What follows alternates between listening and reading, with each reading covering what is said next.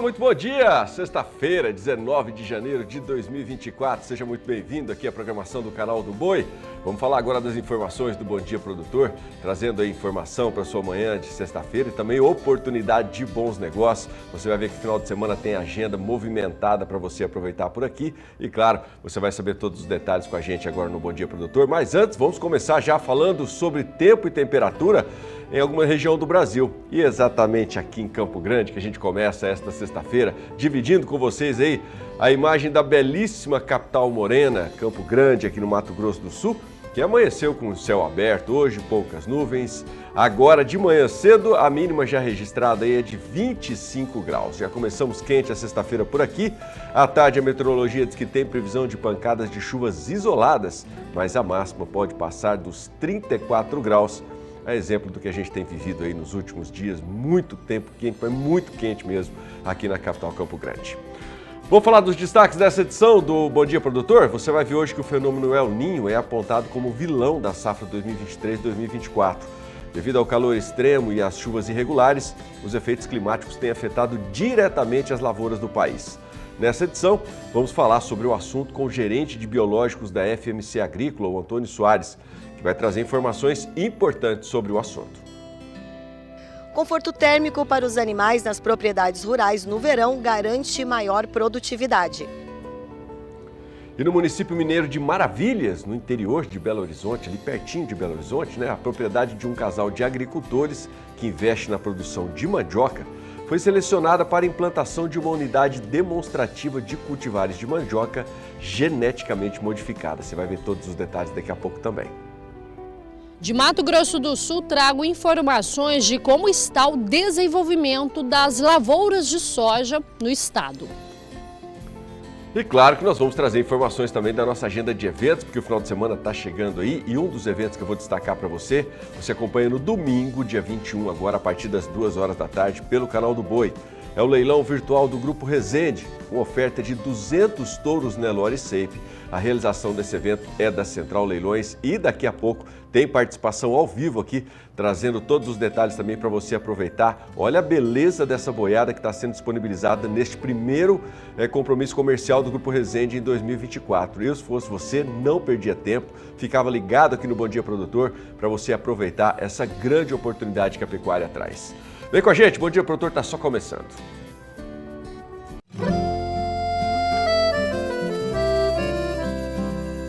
Acorda que o galo já cantou e o sol já vem fazer brotar mais um novo dia.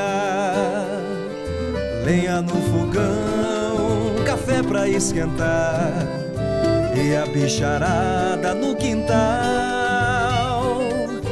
Horta pra molhar, tira leite no curral, arreia o cavalo, tem gado pra campear.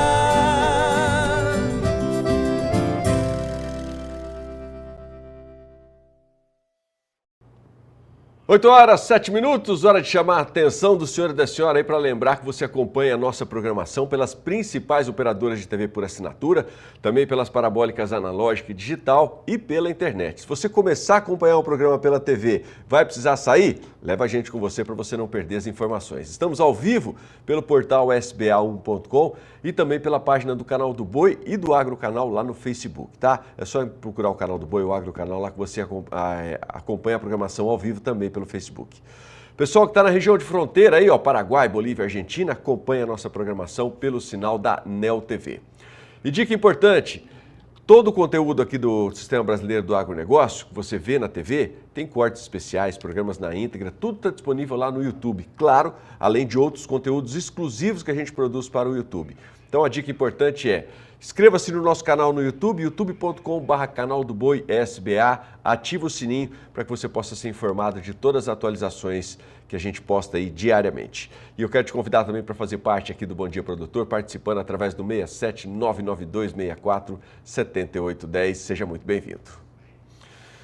Bom, em todo o país, produtores de soja estão apreensivos com a safra 23-24. Isso porque a semeadura foi desuniforme devido à falta de chuvas em todas as regiões. A repórter Carly Rodrigues começa essa edição do Bom Dia Produtor explicando como está a situação das lavouras de soja aqui no Mato Grosso do Sul.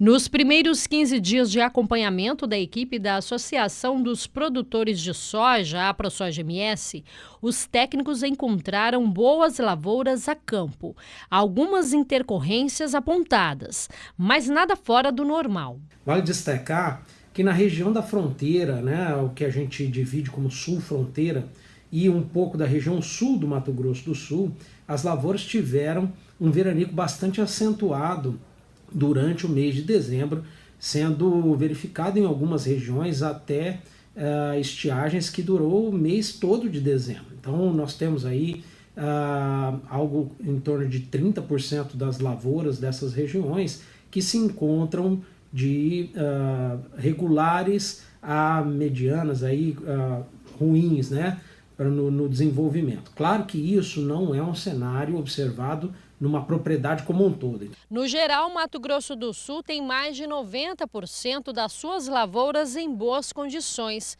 o que demonstra a perspectiva de 53 sacas por hectare, feita pela ProSoja no início do ciclo da soja, mas que pode sim sofrer a alteração e pular para 60 sacas. Essa colheita deve começar aí no último decêndio de janeiro, já que nós temos o vazio sanitário em setembro, os produtores começaram a semear aí para o final do mês de setembro. Então a colheita, como a gente não teve aí um encurtamento do ciclo de produção, ela deve começar no último decêndio do mês de janeiro e aí seguir adiante.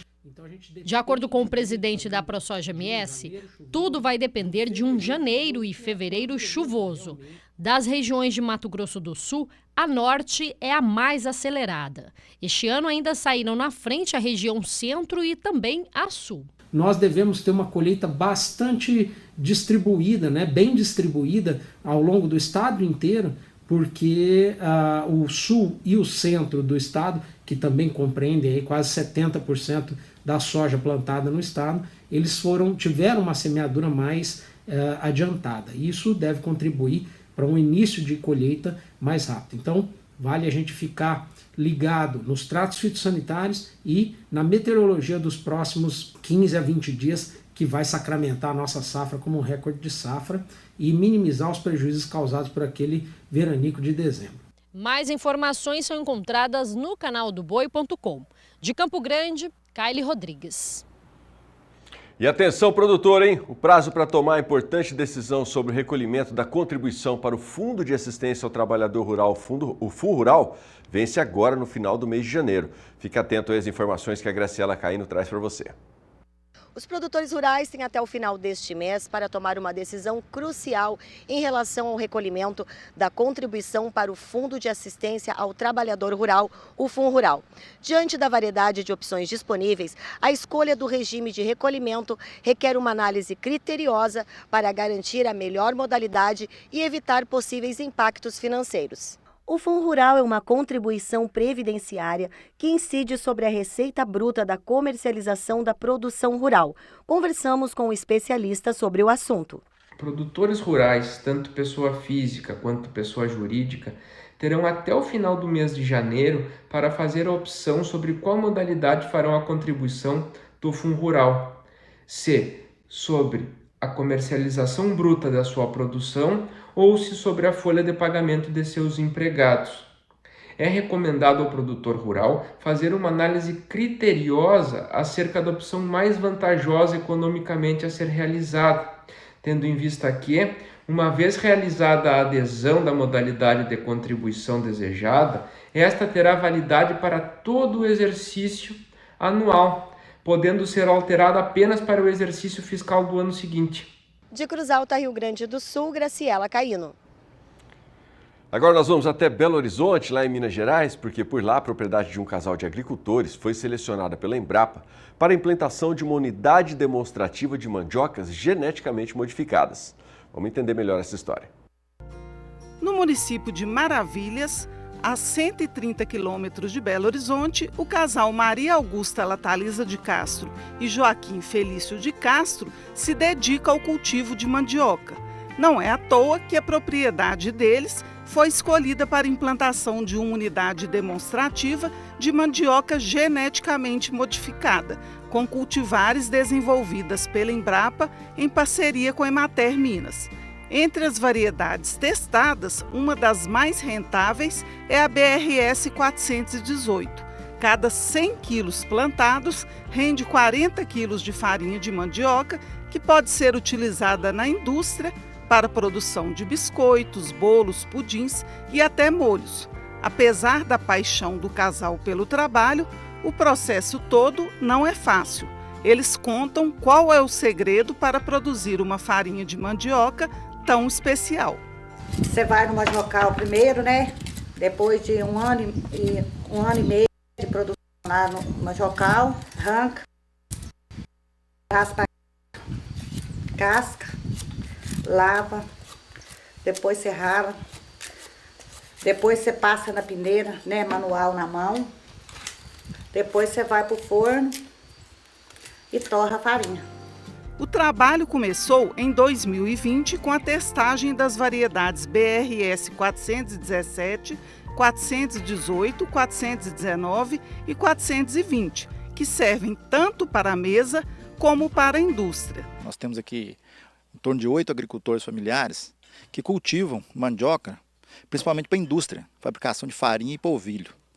Então essa oportunidade que a Emater, essa parceria que a Emater fez junto com a Embrapa, de mostrar, trazer para a gente aqui essas novas variedades, eu achei muito bom, e pedimos para participar, porque é uma oportunidade de estar mostrando para os agricultores familiares essas novas variedades, tanto de mesa como de indústria, para eles estarem melhorando a produtividade nas propriedades deles. Os produtores que participam da pesquisa têm acesso a um material genético de qualidade comprovada e ainda podem testar quais as cultivares são mais adaptadas para a sua região. Testamos 4 cultivares, a BRS 418, 417, 419 e 420. E até o momento a BRS 418 tem dado melhor rendimento em termos de produtividade. A produtividade melhor ficou em torno de 25 toneladas por hectare e a mais baixa em torno de 10 a 12. E é importante para que a gente possa ir substituindo essas cultivares antigas, por outras que tenham maior potencial de produção e que tenham melhor qualidade. Para a Emater, desenvolver cultivares fortificadas de mandioca é essencial, principalmente para o consumo de grupos específicos, como na alimentação escolar. Dona Maria Augusta também se orgulha de vender seus produtos em feiras e participar de programas institucionais, como o PENAI, que proporciona aos estudantes acesso a alimentos saudáveis e com procedência, e dão aos agricultores familiares a garantia de escoamento da sua produção. Hoje a gente faz entrega para o PENAI, a gente faz entrega de entrega lá no município de Sete Lagoas.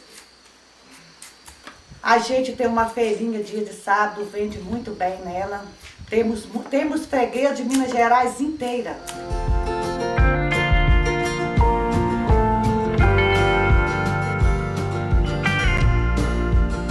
Vamos falar de números agora, vamos trazer para você o fechamento de ontem, de quinta-feira, em relação aí ao boi gordo, com dados apurados pela Scott Consultoria, lembrando sempre que são preços para uma boiada comum, à vista e livres de fundo rural. E já está pintando na tela para você acompanhar comigo aí, a primeira região que a gente destaca é a região Sudeste, e você vai ver, a exemplo da região Sudeste, que praticamente todas as regiões ontem tiveram aí um cenário de estabilidade, o dia terminando como começou. E na região Sudeste não foi diferente. Mais uma vez aí a Praça Paulista, a praça de referência, fechou a quinta-feira com a arroba cotada a R$ 234,50. Vamos descer agora, vamos lá para a região Sul. Região Sul também foi mais uma região que fechou o dia como começou ontem. No noroeste do Paraná, a arroba terminou o dia cotada a R$ 229,50 e no oeste de Santa Catarina, os mesmos patamares da Praça Paulista, R$ 234,50. Chegando aqui para o lado do Centro-Oeste, a primeira tela mostra os preços de Goiás e Mato Grosso do Sul e mostra também o cenário de estabilidade ontem. Em Goiás, o dia fechou aí com a arroba cotada a R$ 224,50, R$1 a menos só do que aqui em Campo Grande, que fechou o dia ontem com a arroba cotada a R$ 225,50. Mato Grosso agora. Mato Grosso foi a única região que teve variação ontem e foi para baixo. Pulou a tela do Mato Grosso aí, a gente já emendou a galopeira aqui, estamos na região Nordeste. Nordeste foi a única região ontem que mostrou variação nos preços e foi para baixo. Lá no oeste do Maranhão, a arroba caiu R$ 2,00 no fechamento de ontem. Na Bahia, a arroba terminou o dia cotada a R$ 236,50 e Alagoas também termina com o mesmo patamar da Praça Paulista, R$ 234,50. Vamos trocar mais uma vez a tela? Vamos ver qual é a região que a gente vai trazer os preços agora. Região Norte fechando então o nosso giro. Região Norte também teve um dia ontem de estabilidade, variação zero para o movimento dos negócios do boi gordo. Ontem, mais uma vez, Paragominas se destaca aí com a arroba cotada a R$ 220,50. Eu lembro sempre que tem mais indicadores, né? Tem outras cotações para você acompanhar também lá no nosso portal sba1.com, tá? 8h21, vou para um rápido intervalo comercial. É hora de você ficar com aquele recado dos nossos parceiros aqui, dos parceiros do Sistema Brasileiro do Agronegócio. E logo depois, no próximo bloco, o Bom Dia Produtor volta falando sobre o conforto térmico dos animais de campo. Você vai acompanhar informações da nossa equipe lá no Rio Grande do Sul sobre este importante assunto que traz prejuízos severos aí para a pecuária. Fica por aí, daqui a pouco eu estou de volta. Eu já estou de volta, são 8h24 e destaco agora as condições meteorológicas em São Paulo, capital paulista, que amanheceu aí com a sexta-feira bem nublada. Agora os termômetros estão já na casa dos 23 graus. A meteorologia indica que tem previsão de chuvas rápidas à tarde de até 35 milímetros e também essa chuva deve se estender até a noite. A máxima na temperatura hoje não deve passar dos 30 graus. É hora agora da gente falar das ofertas do Genética BR. Gabriel Borges está chegando aí para lembrar você que a semana está terminando e vou dar tempo ainda de você fazer investimento em melhoramento genético através dos touros da semana. 5 touros trabalhados ao longo de uma semana com condições mais do que especiais de negócios no sêmen desses animais. Confira aí.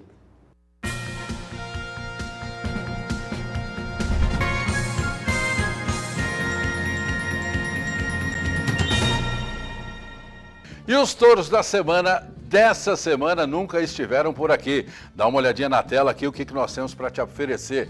Apple, ei, touraço, hein? Olha aí, extraordinário. Tá aí na tela para você um revestimento de carcaça excepcional também. E lembrando aqui das nossas condições, né? Touros melhoradores sempre para você. Na sequência, vamos trazer o lote número 781, touro mocho excepcional. Olha a carcaça desse touro, detonador FIV. Olha a maçã de peito dele, espetacular a dose. Dá uma olhada o que nós temos aí. Vamos trazer o corudo também aqui na sequência, lote número 779, touros fumaças, né? Escolhidos a dedos aqui para compor a bateria de touros dessa semana. 780, vamos trazer o detetive aqui para você. Olha aí, mais um touraço aqui da JMP, Detetive JMP. Primeira vez que essa bateria de reprodutores estão engrossando aqui a fileira dos touros da semana. E vamos terminar a bateria com um touro excepcional, touro marreta, né? Touro de produção de bezerro de qualidade, que é o grande sertanejo.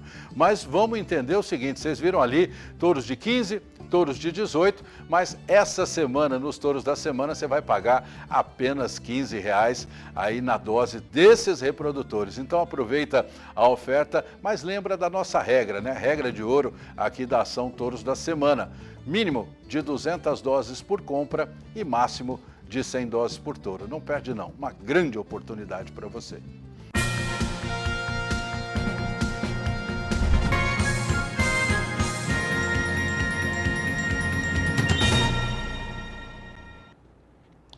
Você conhece todos os touros que compõem aí a paleta de sêmen do Genética BR acessando @play.com.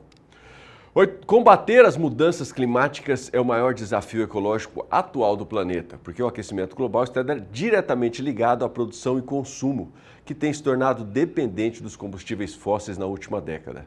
A queima desses combustíveis significa mais emissão de gases de efeito estufa para a atmosfera. Você vai saber mais detalhes agora acompanhando a análise do agronegócio com João Pedro Cuti Dias. Os desastres climáticos se acumulam no mundo inteiro. A que no Brasil, enchentes, em Porto Alegre, a cidade já recebeu 3, 4 enchentes nos últimos 6 meses, o Rio de Janeiro, Minas, quando a gente olha a seca que castigou e castiga ainda o Centro-Oeste em algumas regiões, o impacto disso que tem na questão da produção de alimentos. Quando você olha os frios na América do Norte hoje, ou no norte da Europa, frios de menos 45 graus Celsius, ou seja, essa amplificação dos fenômenos climáticos cada vez está ficando mais intensa. Aqui no Brasil, hoje se fala muito no mundo no processo de descarbonização. Nós estamos falando hoje porque nós queimamos por dia 102 milhões de barris de petróleo por dia. Cada barril, 158 litros, dá para ter uma ideia do volume de emissões de gás de efeito estufa só na questão do transporte. Então, a questão dos biocombustíveis voltou à cena, ou seja, o Brasil e os Estados Unidos são 2 países que produzem muito biocombustível e serve de referência para outros países do mundo. O Brasil, desde o pró-álcool, lá para trás, na década de 70, quando deu a crise do petróleo, o Brasil investiu pesado na questão de produção de etanol a partir da cana-de-açúcar. Hoje, nós disputamos com os Estados Unidos, cresceu também com etanol, mas a partir de milho. Hoje o Brasil produz etanol a 31 bilhões de litros a partir da cana e quase 6 bilhões a partir do milho com etanol de milho. Uma outra fonte que começa a aparecer hoje no Brasil é o aproveitamento da palha que fica na lavoura. 12 a 14 toneladas de palha que ficam depois da colheita mecânica. Junta isso, fermenta e produz o etanol E2 a partir dessa palha que estava no solo lá, que estava aqui depois da colheita da cana. Além do etanol, nós também produzimos muito biodiesel. Esse biodiesel nosso, 90% é feito de óleo de soja. Porém, nós temos várias outras oleaginosas que poderiam ser usadas para a produção de óleo vegetal e posteriormente de biodiesel. Tanto para biodiesel como para querosene verde. O gasto que nós temos, a emissão de gás com a aviação, equivale a 2% das emissões totais do planeta. É muita coisa. Então hoje há uma preocupação de fazer a querosene verde, ou seja, pega um óleo vegetal, põe o hidrogênio, que vem do gás natural ou de uma outra fonte, e hidrogena esse gás e produz a querosene verde. O Brasil está começando, engatinhando nessa área e com certeza nós temos um espaço muito grande, porque nós temos 45 milhões de hectares de soja plantado e ocupamos entre milho, trigo, cevada e tal, não mais do que 25 milhões, ou seja, nós temos ainda um volume muito grande de área que não são ocupadas com culturas na época de inverno. Então o Brasil pode ser, tanto aqui no Centro-Oeste, com crâmbio, nabo forrageiro, uma série de oleaginosas, girassol, e no sul do Brasil com canola, couve e outras coisas, para a produção de quê? Querosene verde. Nesse ponto, o Brasil tem uma vantagem significativa em relação ao resto do mundo por essa vantagem de poder fazer 2 safras no mesmo ano, na mesma terra. Bom, e assim como nós, seres humanos, buscamos refúgio nas sombras e procuramos maneiras de nos manter hidratados em dias escaldantes, os animais do campo também enfrentam desafios significativos.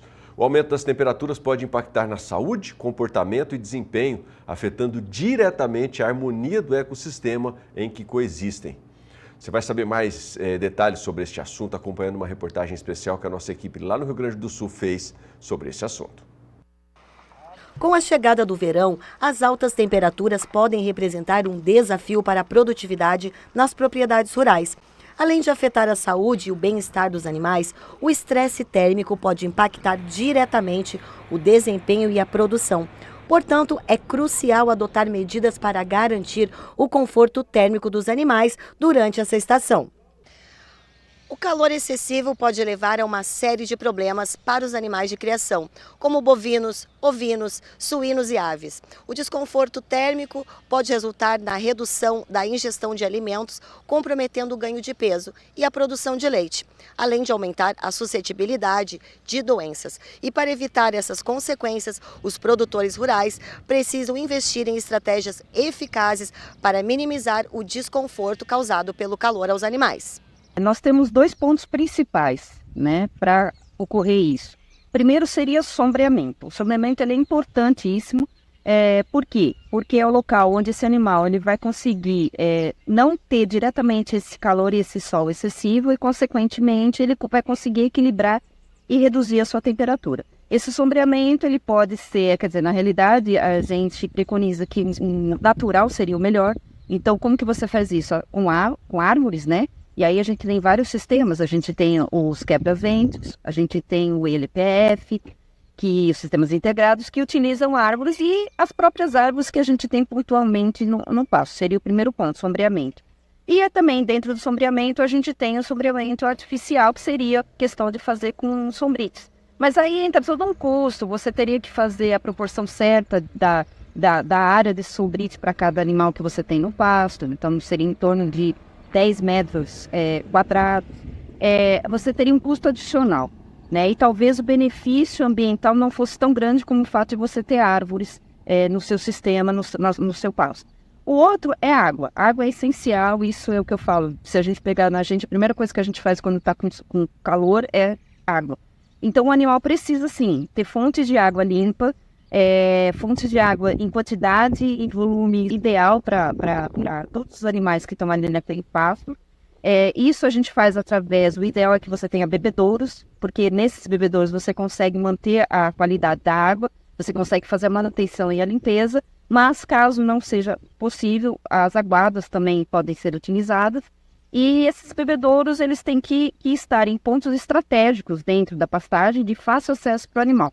Por quê? Porque o animal, quanto menos ele se deslocar para beber água, melhor para ele, né? Na verdade, ele gasta menos tempo e menos energia indo buscar água e isso pode reverter aí em termos de pastejo, consequentemente, em desempenho desse animal.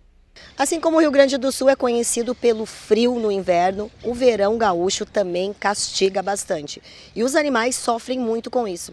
Vou conversar com o Dirceu Stefanello, produtor rural pecuarista, que toma esses cuidados com os seus animais, tanto com água quanto com sombra, para que eles tenham conforto térmico e não prejudique a produtividade. Dirceu, fala pra gente, isso é muito importante na criação dos animais. Sim, é bastante importante, né? Porque um animal com calor, ele vai sofrer mais, vai emagrecer, não vai desenvolver a produção que ele ia desenvolver tanto de leite quanto de carne. No caso das ovelhas aqui, a lã, né? Então a gente se preocupa em ter água à vontade e sombra também, né? Nesse calorão bagual que tem feito aí, né? Bom, e também não só com relação ao peso e à produção, mas também para a diminuição de doenças, né? Ah, com certeza, né? O calor excessivo aí não tem, vai aparecer várias outras, desde de coisa na pele, no couro, no caso aí, né? Então, estando na sombra, se conserva bem mais, né? A questão da respiração também, né? Acredito eu que a gente tenta fazer para melhorar, porque se é bom para a gente, é bom para os animais também, né? O manejo adequado da alimentação também é uma estratégia relevante. Optar por realizar refeições durante os períodos mais frescos do dia pode incentivar a ingestão de alimentos, minimizando os efeitos negativos do calor sobre o consumo.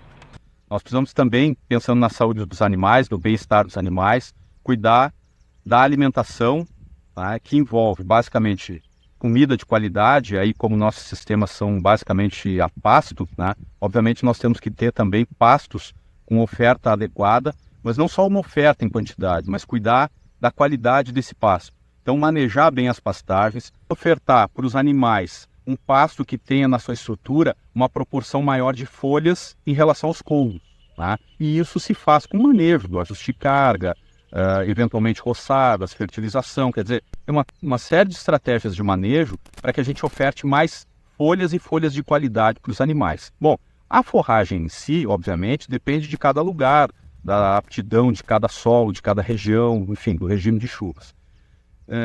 Outro elemento importante que faz parte da nutrição e é essencial para a vida de qualquer ser vivo é a água. Então nós também temos que ter uma oferta de água limpa, água com qualidade, para que os animais não tenham nenhum tipo de restrição, tá, a esses itens. Então, faz parte do bem-estar animal, nós temos uma alimentação adequada e água em oferta, né, para a dessedentação desses animais com qualidade. Então, e nesses meses mais quentes do ano, tá, a gente precisa então fazer alguns ajustes nesse sentido, observando muito mais, né, a qualidade em si, porque com as temperaturas elevadas, normalmente os animais reduzem o consumo. Principalmente naqueles períodos, no sul do Brasil é comum, nós temos períodos de uma semana, 10 dias, às vezes ou mais, com temperaturas acima dos 35 graus ou muito mais, com umidade elevada. Outras regiões do país também, né? Obviamente aí entra um ajuste também da raça dos animais adequada a esses diferentes ambientes, mas com as temperaturas muito elevadas, o consumo dos animais tende a reduzir.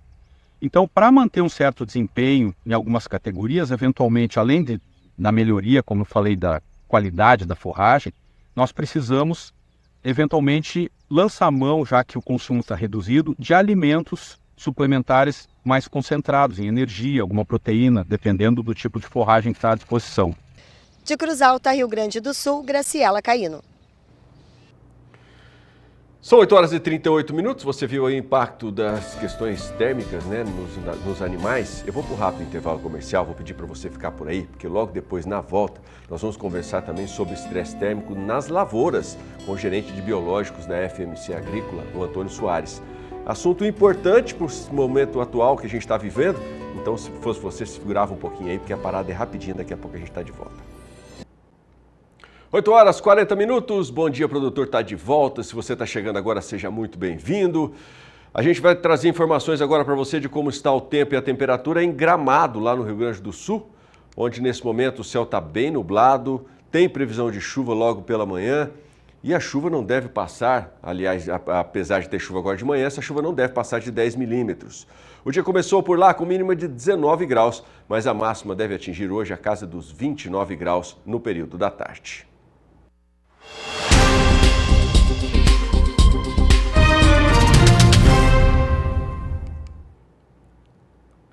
Vamos saber mais informações do tempo, então, acompanhando agora o agroclima, as informações com a Tauana Luares. Bom dia, Tauana.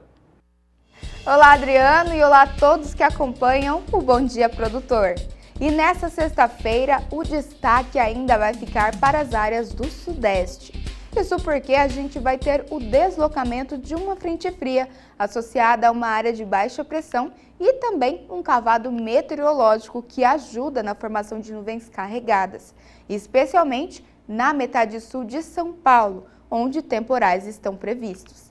Tem possibilidade de aberturas de sol ao longo do dia, mas ainda assim o volume acumulado deve ser bastante expressivo, o que pode ocasionar em alguns transtornos em algumas áreas urbanas, mas para a região agrícola é uma boa notícia.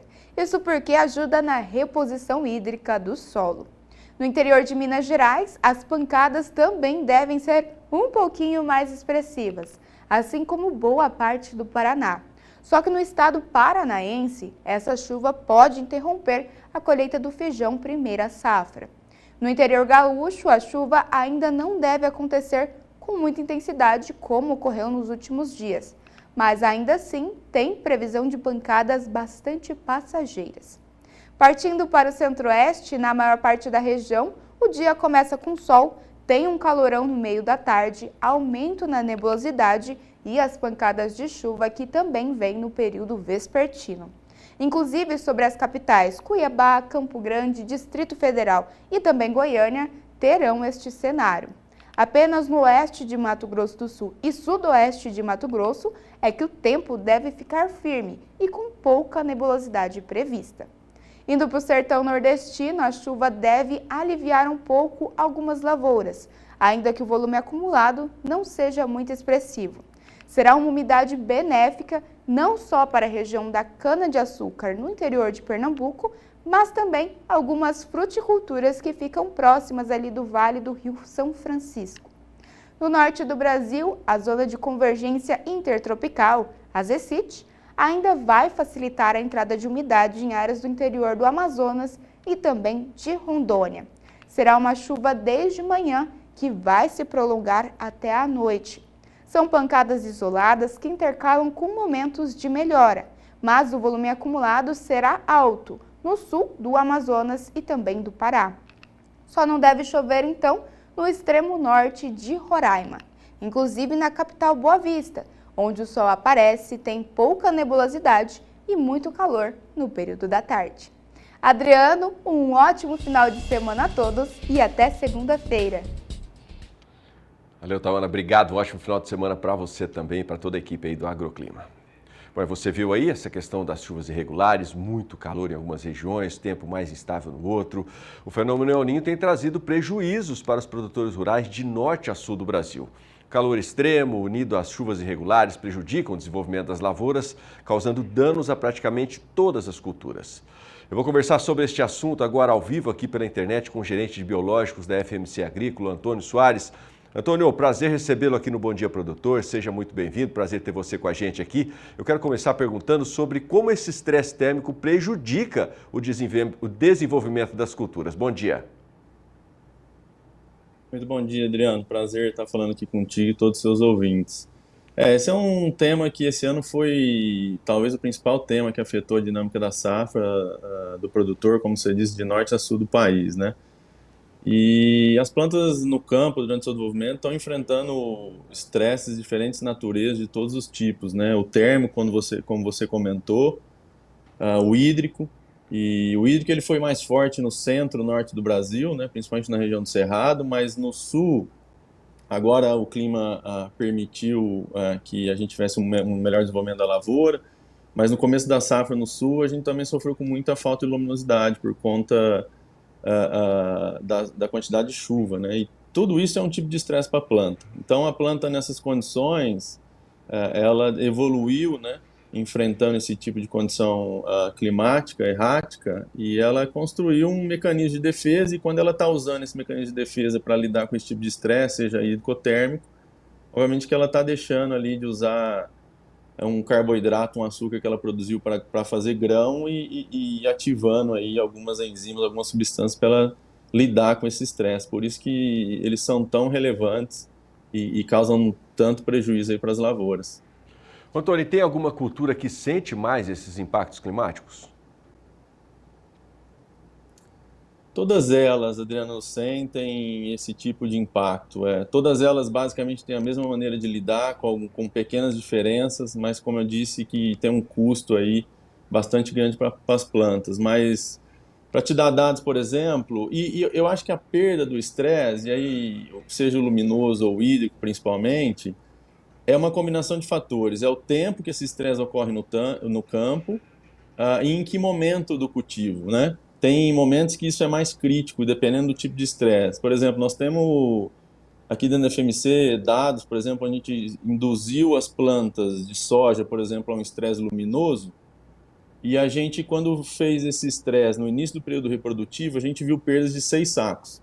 Quando a gente fez esse mesmo estresse com a mesma duração, mas ao final do período reprodutivo, essa perda foi ainda maior. A perda por estresse luminoso, que é a nebulosidade, né, quando está chovendo. Então a gente viu perdas de 9 sacos. E o térmico foi a mesma coisa. Até as perdas do estresse térmico foram ligeiramente menores, mas que respeitou esse mesmo padrão.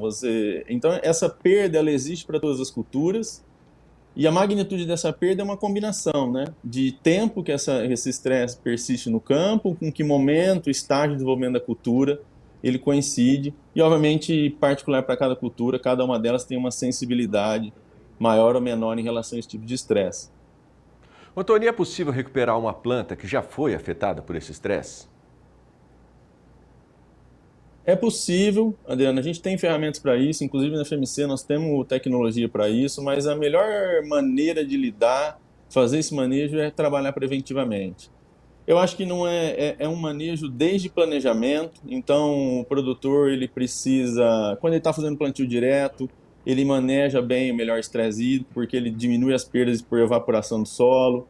Aquelas áreas de plantio direto, por exemplo, que o produtor precisa fazer uma intervenção, um manejo físico para tirar uma compactação, num ano como o El Niño, que há a presença do El Niño, para a região norte, principalmente onde chove menos, Talvez seria melhor ir postergar esse manejo para um ano seguinte, porque quando você faz esse manejo físico do solo, você predispõe o sistema a perder mais água ainda, então você intensifica esse estresse.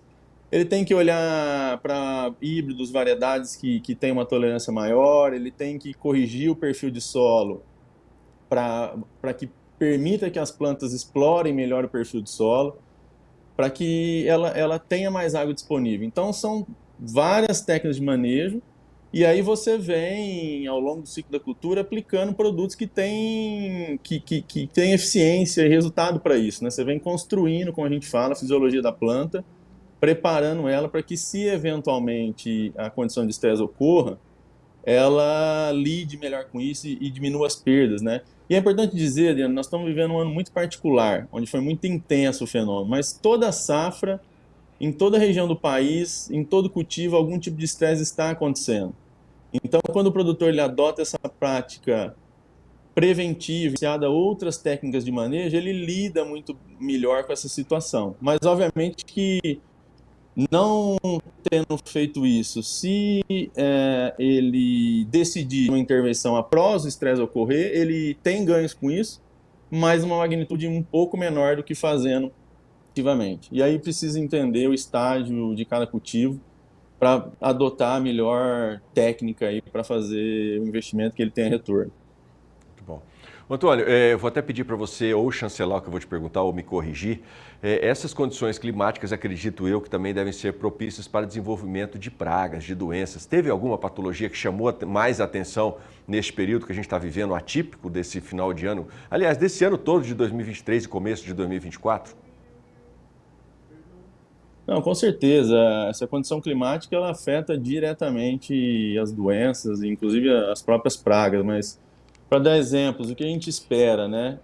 Eu acho que soja, praticamente nós estamos já colhendo a safra, alguma coisa aí mais plantada mais tardia que deve estar entrando no ciclo reprodutivo, mas o que a gente espera para milho e algodão, fazendo uma conjuntura do que a gente tem visto os meteorologistas discutirem sobre o que deve acontecer com o clima.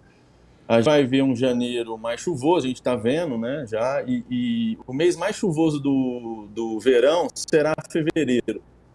E aí, em março devem ter chuvas normais e em abril já essa chuva cortar. Então, o que a gente espera? Historicamente, 75% do plantio de milho segunda safra no Brasil é feito em fevereiro.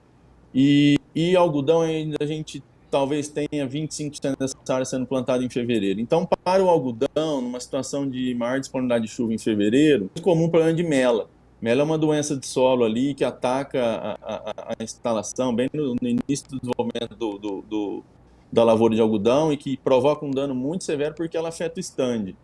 Então a gente espera que possamos ter problemas maiores com mela agora nesses plantios de final de janeiro e fevereiro, se as condições previstas para o clima se usarem. A gente tem ferramentas para isso, para gerenciar essa situação, ferramentas biológicas inclusive. E para o milho, a gente espera o quê? Uma planta que talvez vai ter uma condição boa para se estabelecer, porque não vai faltar chuva, mas ela vai investir por isso. E aí, como o clima deve ser um clima de uma janela de chuva um pouco mais curta e talvez não tão favorável como costuma ser, em função do El Niño, não vai ter um sistema radicular para lidar com uma situação de estresse que vai acontecer na frente. Então, é muito importante o produtor adotar esse tipo de estratégia, começando pelo tratamento de semente, um produto que tem um efeito para ali já enraizar melhor essa planta, para deixá-la mais preparada para lidar com o estresse e depois completar isso num programa foliar.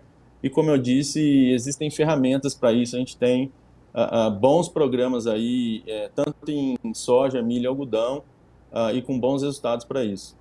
Legal. Então essa última pergunta que eu vou te fazer tem relação com isso que você falou agora. Os números continuam sendo revistos sempre para baixo em relação a esta safra de soja. A previsão do IMEA, por exemplo, foi revisada agora para queda aí de 13,93% comparado com o ciclo anterior.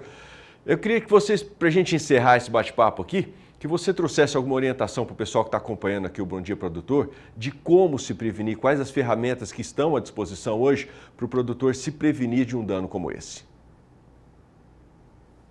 Então, como eu disse, realmente o que você disse, Adriano, a gente está vendo, né, em função de tudo isso, a gente impacto em janela de plantio, nós tivemos replantio, então as condições de desenvolvimento da lavoura não foram tão propícias, o que está fazendo essas revisões sempre para baixo. Então, como eu disse, a gente está vivendo um ano bem particular, mas eu acho que o produtor, de curto prazo, que ele pode fazer, e ele pode fazer ao mesmo tempo. A gente precisa antes de outro. Mas eu reforçando, eu acho que ele tem que olhar para o sistema, ele tem que olhar para manejo de solo, ele tem que olhar para planejamento, época de plantio, cultivar.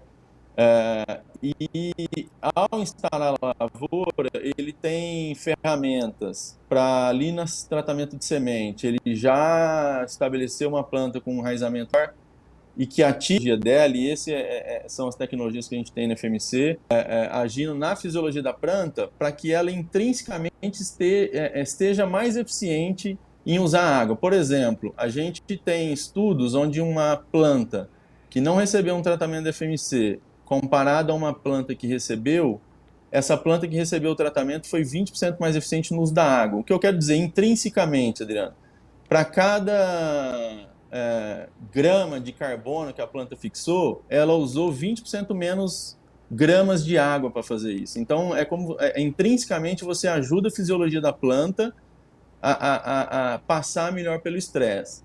Depois que você instalou, aí você vem complementando com as aplicações foliares. Geralmente, em soja e milho, são 2 aplicações em diferentes momentos, em função da fenologia do cultivo, e algodão, por ser um cultivo de período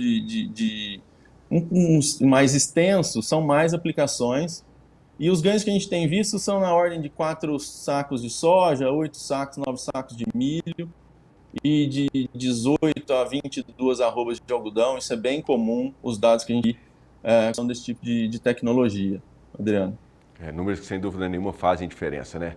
Antônio, obrigado pela sua participação. A gente está sempre com o canal aberto aqui para que você volte para trazer informações importantes como essa para o pessoal aí do campo. Um excelente final de semana, uma excelente sexta-feira, um bom final de semana para você. Obrigado. Eu agradeço, Adriano. Um grande abraço, um ótimo final de semana para todos. Para todos, valeu. Bom, nós vamos agora até Minas Gerais, porque em Jequitibá, uma cooperativa desenvolvida por pequenos produtores tem fortalecido a agricultura familiar da região. Você vai entender os detalhes acompanhando a reportagem do Minas Rural.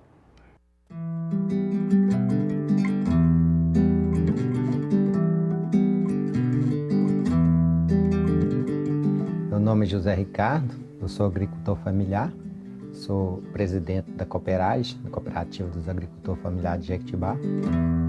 Antes da cooperativa, eu mesmo vendia meus produtos, saía de casa em casa vendendo, era uma dificuldade danada. Agora a cooperativa uniu os agricultores todos e a gente fortaleceu mais, né?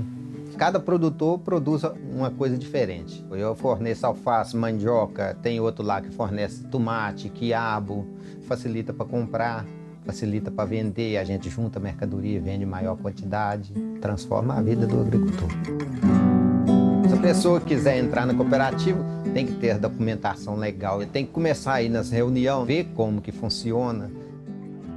Para se formar essa cooperativa, é todo um processo e eles foram capacitados sobre cooperativismo. O que é o cooperativismo? Qual que é a importância dele na vida deles? Qual que é essa diferença? Uma análise muito mais aprofundada sobre essas questões. A cooperativa ela é uma estratégia muito interessante porque por meio dessa cooperativa eles se agruparam e o poder de força de negociação torna-se muito maior. Houve no nosso município uma discussão, associação ou cooperativa? Tanto a cooperativa como a associação, elas não têm fins lucrativos, mas a associação não tem fins comerciais. A cooperativa tem finalidade comercial. Então, se o objetivo do grupo é acessar mercado, é vender, a saída legal é o cooperativismo. A cooperativa é um negócio de todos e não de um. Eu sempre mexi com lavoura, mas eu e minha família. Eu, quando era solteiro, mexia com meus irmãos e agora com minha esposa, que me ajuda e me auxilia. A gente trabalha aqui na roça, mexe com agricultura, plantações de verduras. Eu digo que a Emater é a mãe da cooperativa. Por quê? Hoje nós não temos prédio nosso, está alojado lá no prédio da Emater, com o apoio da Emater e a prefeitura. Aí a gente começou vendendo como grupo informal na época. Só que como grupo informal não dá mais, nós estamos crescendo. Eu já estava com 20 associados já. Aí veio a discussão, associação ou cooperativa. Aí a gente decidiu pela cooperativa, que é uma coisa mais dentro da lei. O principal é força, que quando tem vários juntos, é mais forte. O segredo está nisso aí. Não tem dono na cooperativa, o dono é os associados. Não é qualquer pessoa que pode entrar nessa cooperativa. Nossa cooperativa é de pequenos agricultores familiares. 100% de pequenos agricultores. E tem que ter os documentos apropriados para poder entrar, para poder encaixar. Cada cooperado ele tem um direito igual. Cada cota é um voto. Então eles têm um direito igual, independentemente do valor comercializado. Tanto o pequeno, que tem uma produção menor, quanto aquele que tem uma produção maior, ele tem o mesmo direito na cooperativa. A cooperativa ela tem todo mês a reunião do Conselho Fiscal, do Conselho Administrativo, que aí reúne os conselheiros, aí quando precisa ter uma decisão maior faz uma assembleia, que aí vem todos os cooperados e tudo em forma de votação. O importante do cooperativismo é isso, porque eles trabalham unido e o resultado pode voltar para eles. O mercado institucional ele é uma grande oportunidade, só que os grandes centros têm demandas grandes. E para o agricultor familiar chegar de forma isolada, isso aí tem uma série de barreiras, né, na questão de logística, de investimento, de organização, que praticamente inviabilizam esse acesso individual. Então, o cooperativismo é o que a gente vê como uma ferramenta aí adequada, né, tanto do ponto de vista legal quanto de algumas vantagens tributárias, para a agricultura familiar, de forma organizada, acessar esses mercados. A cooperativa, ela negocia a produção, ela faz o contrato de venda e compra dos seus cooperados. E a partir do momento que esse volume de comercialização foi aumentando também as demandas, né? Por serviço, por ter uma secretária. Porque uma coisa é você ter que gerir ali um contrato, 2 contratos. Quando começa a passar para 10, 20 contratos, você já precisa de ter alguém exclusivo para isso. A cooperativa trabalha sim com venda de mercadorias para o PNAE. O nome dos produtores que vão ofertar os produtos vai no projeto de venda. Então a escola sabe que a cooperativa entrega os produtos daqueles produtores. A escola faz o cronograma, a gente, quando o cronograma é anual, que entrega para a gente já planta olhando o que tem naquele cronograma para entregar para as escolas. A primeira grande questão de uma cooperativa da agricultura familiar é conquistar o mercado, entrar no mercado e abrir espaço no mercado. Isso não é muito simples de fazer. E aí entra a importância do PA e do PNAE. O que a gente tem feito é aproveitar desse mercado como um motor de arranque mesmo, para ele iniciar o negócio. Mas aí a cooperativa não pode se prender só nele. O PNAE, por exemplo, nas escolas tem férias. Tem uma parte do ano que simplesmente a escola não compra e os produtores precisam vender. Então ela inicia o negócio no PNAE, ela se fortalece ali o primeiro grupo, o primeiro passo, mas logo ela sente a necessidade de outros mercados. O ideal seria a cooperativa chegar num ponto em que ela pudesse absorver toda a produção do cooperado. A gente vende na cooperativa e o restante a gente vende no SEASA, né? A cooperativa tem um limite. O limite que você vendeu e você tem que plantar mais quantidade. Então, o preço da cooperativa sendo melhor, mas não é o suficiente para você negociar. Aí o SEASA escolhe, pega qualquer quantidade que você tiver. A cooperativa ela tem que ampliar seu mercado, aumentar suas vendas, porque ela aumenta as vendas, ela vai aumentar esse capital dela. E aí, com esse capital, ela vai poder fazer esse plano de viabilidade de estudos para aplicar, fazer investimentos. Sobra a reserva da cooperativa no final do ano, a gente tem a opção de investir ou não em bens para a cooperativa. Aí eles investiram na compra do software, na compra de um computador, que é para facilitar mais o trabalho administrativo. A cooperativa ela tem esse leque, né? Ela pode pegar qualquer mercado, supermercado, sacolão, o mercado privado, né? Como as políticas públicas. A cooperativa ela está mudando o seu caminho. Até o ano passado era um caminho, né? Era o caminho somente do PNAE, da merenda escolar, e a partir da entrega que teve desse plantio de feijão comercial que foi feito, eles estão enxergando esse mercado privado. Essa é a marca da cooperativa, né, da Cooperage. Feijão que está no mercado seus aí, vendido para Belo Horizonte, né? Tá de primeiro, viu? Tá de primeiro. O feijão foi um chamamento público que ocorreu no ano passado para ser entregue esse ano. Aí a gente assinou o contrato no final do ano. Aí assim que nós colhemos o feijão, nós levamos para a beneficiadora, embalamos, entregamos na primeira remessa 17 toneladas e meia.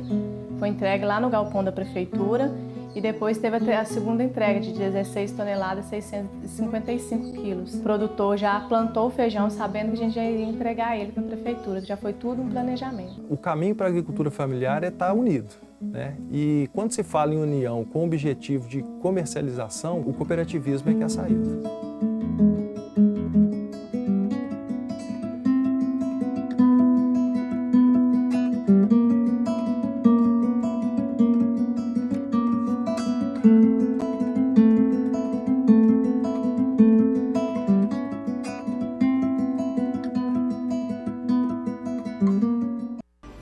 Nove horas e 5 minutos, está chegando aí o nosso último intervalo comercial, mas antes da gente ir para o intervalo comercial, quero mandar um abraço para o pessoal que está ligado aqui na programação do Canal do Boi.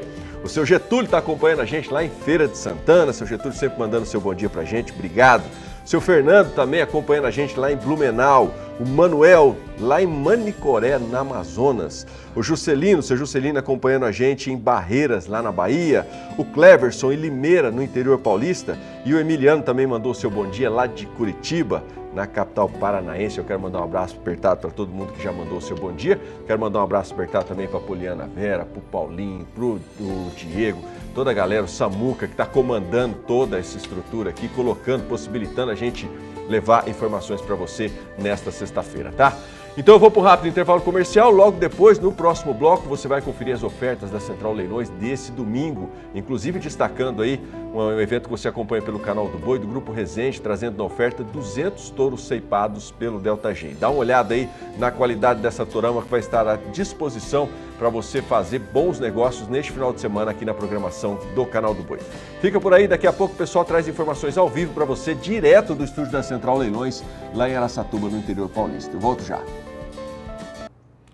Bom dia, produtor, está de volta, são 9 horas e 8 minutos e você tem agora informações sobre o tempo em Guaxupé, Minas Gerais, de onde você acompanha essa imagem ao vivo. Guaxupé tem agora um céu aberto, muitas nuvens pelo céu ainda e deve chover rápido durante todo o dia e também à noite. Amanhã começou com mínima de 22 graus, mas à tarde pode chegar e até passar dos 31 graus. No norte do Mato Grosso, o eucalipto virou tendência como componente na integração lavoura, pecuária e floresta. E abre mercado para a produção de biomassa para usinas de etanol de milho. Você vai ver os detalhes na reportagem do Valdir Pacheco. As florestas plantadas estão se tornando uma atividade crescente no Mato Grosso. O crescimento da agroindústria e a chegada das usinas de etanol 100% de milho no estado tem gerado um movimento peculiar no campo. Por se tratar de fonte renovável, o uso da biomassa, que gera calor e energia, criou uma oportunidade de mercado, mais especificamente com o plantio de eucalipto. Em Sinop, no norte do estado, visitamos um viveiro que vem trabalhando na produção de mudas de eucalipto clonado para atender esta demanda de mercado, com variedades desenvolvidas pela Embrapa em parceria com outras entidades de pesquisa. Bem, nós começamos aqui com essa empresa em 1993, né? E produzindo mudas nativas, produzindo mudas para o nosso reflorestamento, que na época era Teca e Pinho Cuiabano, e fomos evoluindo nessa pauta de produção de mudas, né? A gente viu um nicho de mercado nisso, e quando que em 2007 a gente começou forte a produzir mudas de eucalipto, na época seminais, né, de semente, né? E logo em sequência nós começamos com mudas de clone, né?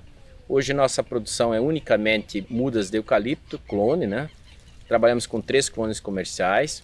Além disso, trabalhamos com molgo africano também, teca clonada. Além de desenvolver vários trabalhos de pesquisa junto ao FMT, ao Unimat e principalmente a Embrapa no desenvolvimento de novos materiais genéticos. Bem, nossa produção é totalmente à base de tubetes, né? A gente faz muda em tubetes. Ergonomicamente, a gente vê aqui no fundo os canteiros todos erguidos a 90 centímetros, as pessoas trabalham em pé aqui na empresa, né? Não é o sistema antigo que se enchia saquinho, né? Sistema totalmente moderno, por clone, por estaquia, trabalha em barracões. 70% da mão de obra aqui é feminina, né? E nós usamos fibra de coco na nossa composição substrato, casca de arroz e outros adubos de liberação lenta. E o trabalho dele, hoje nós trabalhamos 12 meses por ano, então oferecemos emprego e renda 12 meses por ano hoje. Então o trabalho nunca para nessa empresa. A empresa trabalha com foco nos 3 pilares de ESG, priorizando empregar mão de obra feminina por ter um diferencial na qualidade do serviço prestado. E no trabalho que nós fazemos aqui de produção de muda, sabemos que a mulher é muito mais caprichosa que o homem na questão dos detalhes, né? E as mulheres aqui recebem igual ou mais que os homens, né? Porque elas ganham por produtividade aqui nessa empresa e a maioria dessa empresa são mulheres, né? O eucalipto tem grande potencial para atender a demanda crescente de biomassa para as atividades já consolidadas, bem como das novas agroindústrias em Mato Grosso, principalmente as de etanol 100% de milho que têm se instalado no estado. Essa empresa vem crescendo e aumentando a sua produtividade por causa do agro, né? Por causa do produtor rural hoje, né? Da mesma forma que a biomassa hoje faz parte do crescimento do agronegócio no Mato Grosso, essa empresa faz parte de tudo isso. A indústria de etanol de milho veio para reforçar isso mais, né? Porque hoje ela demanda muita biomassa e a biomassa de eucalipto, ou seja, o eucalipto é uma energia renovável. Então, cada vez mais se intensifica os plantios de eucalipto em áreas que são aptas a plantar eucalipto. No agro hoje, existe outra demanda altíssima para o eucalipto quando se trata de sistemas integrados de produção agropecuária. Hoje a integração lavoura e pecuária, ou seja, pecuária e floresta, ou lavoura e floresta que seja, tem se intensificado. E agricultura de baixo carbono, né? Carne com baixo carbono, carbono zero, por exemplo, essa é a tendência futura, né? Eu acredito que o produtor rural cada vez está mais antenado às novas exigências de mercado hoje quanto à produção com baixo carbono, né? O uso de recursos renováveis da melhor forma, a preservação das suas áreas de preservação permanente e está recuperando elas da mesma forma e está olhando a propriedade num todo. O que eu posso integrar nessa propriedade? O que eu posso fazer de bom uso integrado? Então, seja pecuária ou floresta, ou seja agricultura, ou seja piscicultura, ou outras atividades que podemos desenvolver nesse estado que tem futuro. O eucalipto tem várias funções, né? Uma delas, principalmente, é a questão do quebra-vento. Nós temos várias unidades hoje sendo construídas, armazéns, barracões, em estrutura metálica inteiras, né, vamos dizer assim, e é necessária a proteção do vento hoje, né?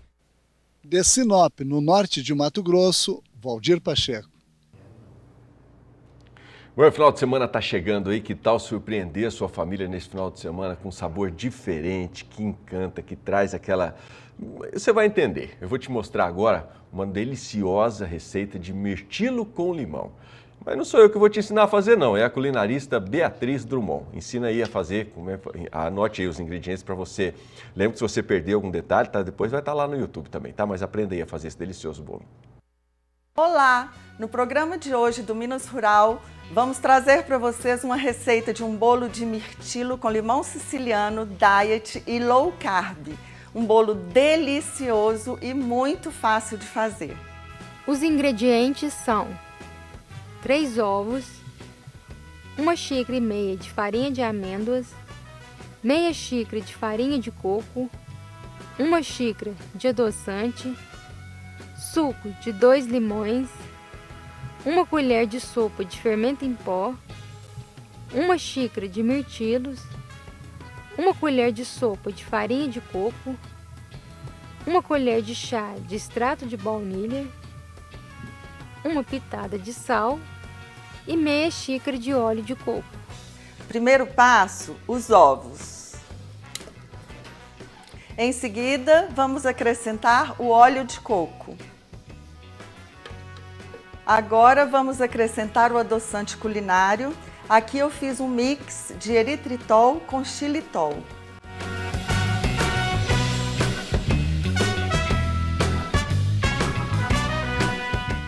Agora vamos inserir o limão siciliano, que é a caldinha de 2 limões sicilianos com a raspa de 1 limão siciliano. Inserimos o extrato de baunilha e vamos ligar o liquidificador e bater até que a mistura fique homogênea. Vamos inserir as farinhas. Primeiro a farinha de amêndoas. A gente dá uma leve batidinha para a mistura ficar homogênea. Agora vamos inserir a farinha de coco.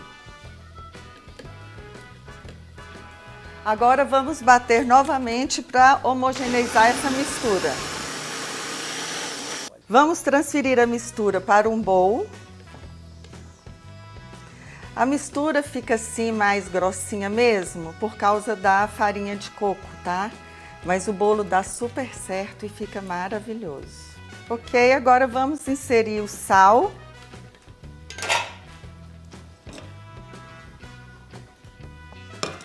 Mexemos misturamos bem.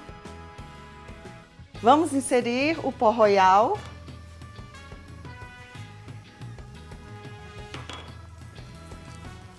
Misturamos bem o fermento químico na massa.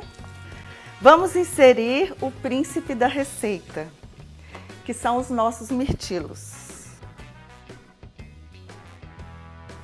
Incorpore bem os mirtilos à massa e vamos levar ao forno pré-aquecido, 180 graus, por 35 a 40 minutos.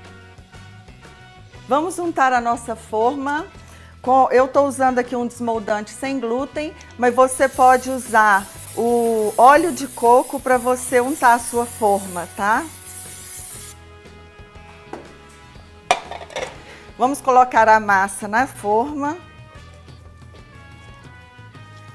Como a massa fica meio durinha, na hora que você terminar de inserir a massa na forma, você dá uma ajeitadinha.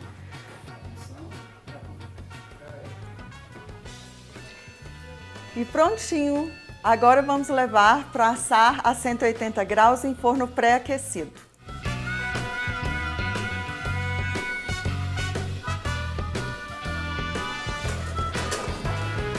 Após 35 minutos, nosso bolinho ficou pronto e agora a gente vai degustar essa delícia.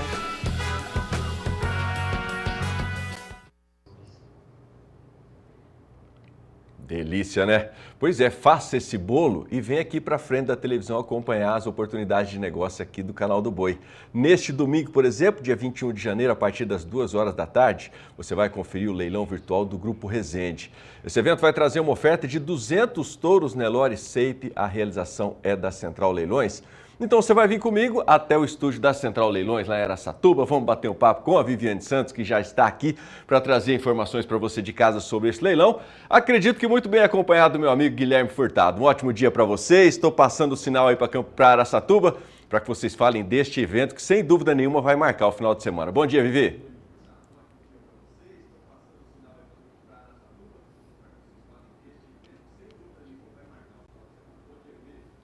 Bom dia, Adriano. Bom dia a todos que nos acompanham pelo canal do Boi. Sem dúvida nenhuma, né?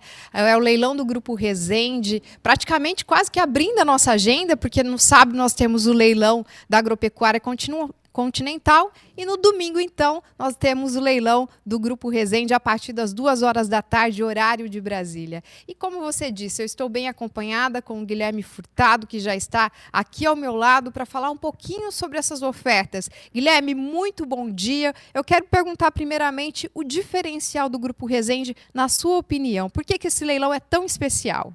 Bom dia, Viviane. Bom dia a todos os amigos de casa. Primeiramente, eu quero falar que a gente está em casa nova aqui, viu, Adriano? Estamos estreando a transmissão aqui pelo Canal do Boi, no estúdio novo da Central Leilões. É um prazer muito grande estar aqui, falando já na casa nova e falar de grandes eventos, né? Primeiramente, no sábado, a Viviane já lhe adiantou a respeito do leilão da Agropecuária Continental, uma oferta magnífica de gado de corte, Mato Grosso do Sul e São Paulo. Um gadão, gado lindo, realmente vale a pena se entrar lá no nosso site e ver essa oferta. E no domingo, esses grandes parceiros nossos, o Grupo Resende, ofertando 206 touros Nelore Shape, para ser mais exato, Viviane, mas de uma qualidade extra, tá? Uma tourada que era reserva, inclusive. Touros que você pode estar entrando no nosso site, baixando o catálogo e vendo os vídeos, que você vai ver a qualidade desses animais. O que diferencia, você me perguntou também sobre eles, Viviane. Animais criados e recriados no Pantanal. Então, esses animais têm essa facilidade de se adaptar em qualquer região do Brasil. Você é do Nordeste, compra touro do Resende, que é criado e recriado no Pantanal, você vai ver. Eu tive até no início da semana, que a gente começou falando com os clientes, Viviane, conversei com o Silverley, que é daí de Campo Grande, e ele tem a fazenda em Aquidauana, no Pantanal, em Aquidauana, ali na Estrada do Taboco. Silverley é um grande amigo nosso, daí perguntando a respeito de o que ele estava achando. Já é o 3º ano que ele adquire touros do Grupo Resende. Ele falou: Guilherme, logicamente as outras vezes que eu adquiri touro com vocês é muito bom, mas o gado do Resende tem uma vantagem muito grande. Os touros, eu até estava duvidando se eles estavam trabalhando, porque na seca que nós estamos passando, não é segredo para ninguém, os touros estão gordos trabalhando. Então, os touros de uma saúde invejável, uns touros que realmente são rústicos e vão melhorar aonde for trabalhar. Tá? Então já vem dessa uma característica do touro Shape, né, do touro Nelore Shape, pelo trabalho de seleção que é realizado neles, né? E além disso vem também com essa questão de estar num ambiente um pouco mais exigente para um gado ser selecionado, né? Então tem essa grande vantagem, vale muito a pena o pessoal de casa. A minha estação terminou, eu já estou com o touro completo. Gente, aproveita, condição, tanto de preço quanto de pagamento, tem que aproveitar, porque uma tourada dessa não se vê em oferta todo dia. Com certeza. E a gente vai começar mostrando o lote de número 7, canal. Pode colocar aí na tela pra gente, Fabinho, o lote de número 7, para a gente já começar a mostrar um pouquinho dessa qualidade que você vai acompanhar no leilão deste domingo. O que você fala do lote 7? Viviane, o lote 7 é um filho do Caxambu, da Fazenda Maragogipe, em vaca vermelho, Dá uma olhada que com formação de carcaça, um touro dos mais altos índices dentro do leilão, mais de 20 pontos de índice aí dentro do leilão. Um touro formidável, olha a conformação, a estrutura desse touro, um touro muito bem feito racialmente, que você pode estar adquirindo nesse leilão. Inclusive, eu estou montando lá, consultando com o Álvaro lá para a gente montar a ordem de entrada, mas provavelmente vai ser um dos touros que abrem o leilão, essa máquina aí que está desfilando na tela aí para a gente. Um touro de muita rusticidade, mas olha a carnaria que apresenta.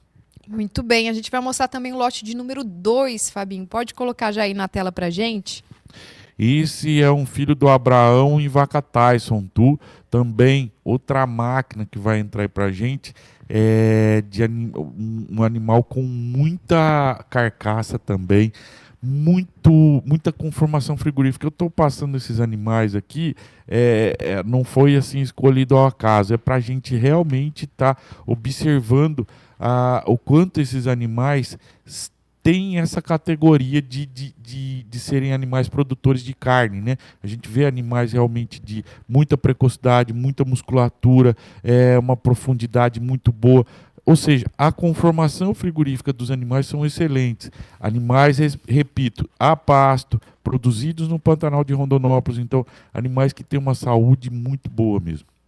Vamos mostrar também o lote de número 4, Fabinho. Já coloca aí na tela pra gente, por favor. Mais um Caxambu em vaca RM vai entrar pra gente aí, mais de 10 pontos, mais de 11 pontos de índice final também. Lembrando, os animais são avaliados dentro do trabalho da DeltaGen, né? Que é o programa SAPE que o Grupo Resende participa. Então aí você vai vendo mais um touraço, outro touro de muita conformação, muita musculatura, um racial também. Você viu que todos eles, apesar do SAPE, sempre o pessoal fala um pouquinho, o SAPE é um touro de cabeça feia. Não, até agora a gente viu os animais, todos eles de excelente racial, muito boa conformação. Agora a conformação frigorífica e a carga genética que esses touros levam é impressionante. Vamos mostrar o lote de número 10 também? Pode colocar aí pra gente.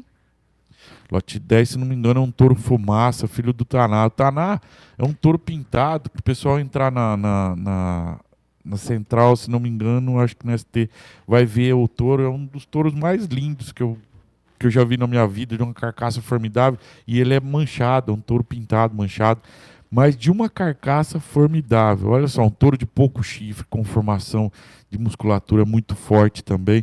Vem com 10 pontos de índice final aí dentro da avaliação da Delta Gen.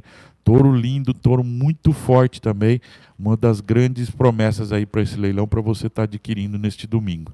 Lembrando, 14 horas no domingo, com transmissão do canal do Boi aqui pela Central Leilões.